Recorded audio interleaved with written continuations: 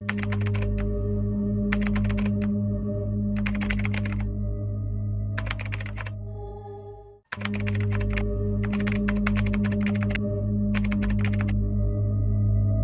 be able to handle it if somebody asked you for $2.1 billion back. Would that be okay? Would you be able to still withstand things?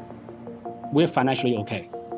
Including you have $2.1 billion to give away. If somebody came to claw that back, you'd still be fine? We'll let the lawyers handle it. We are financially strong. You know, the $500 million that you guys spent on Twitter, where did that money come from? Are you confident in that? Or do you have additional money? And the reason I ask these questions is, again, you guys aren't FTX, but FTX was making a lot of investments in other places that turned out to be customers' money. Where did you guys get the money for the $500 million investment in Twitter? We don't use customers' money. We have revenue. Our revenue comes from trading fees, and we have very solid revenue. We do not spend on crazy advertisements. We're okay. And we paid the Twitter investment already in cash. Was done. It was not customer money. That I can guarantee you. In 21, Sam Bankman-Fried said that he bought you out, your stake in the company. I imagine he transferred funds to you, likely somewhere between $2 and $3 billion. Is that right? I remember it was $2.1 billion at the time, and a big chunk of that is in FTT tokens, which are now worthless. So he sent you FTT tokens, and you believe that the majority of the $2.1 billion was that?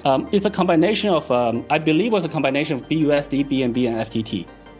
I don't know the exact combination now, but it's probably about, I don't remember exactly, but FTT is a big chunk. And that's why we still had, even after the FTT price dropped over the last year, we still had $500 million worth of it, $580 million worth of it on the day when we transferred from the address we received a year and a half ago. We never touched it. We actually kind of forgot about it. And then we transferred it on the blockchain from that address we received to Binance.com, and that got picked up by the community. So in this industry, everything is very transparent. Well, but my question to you is, both a bankruptcy judge and potentially others could seek, like they did in the case of Bernie Madoff, frankly, to seek to claw back that money. So if you had to send a check in U.S. dollars for $2.1 billion, could you? So I think we'll leave that to the lawyers. I think our legal team is perfectly capable of handling it. My expectation, though, just from common logic, is that there was a lot of spendings after that transaction in the more recent times. CZ, the other thing I wanted to ask you about, and this relates to FTX. Yesterday, Kevin O'Leary testified in front of the Senate, and he was asked, where did the money go, meaning the FTX money? And he suggested that one place that the money may have gone is, in fact, to you. When Sam Bankman-Fried, back in the summer of 21, effectively bought out your stake in the company. Well, first of all, I think Calvin O'Leary, he's making a bunch of nonsense claims, and they don't make sense. They don't make any logic.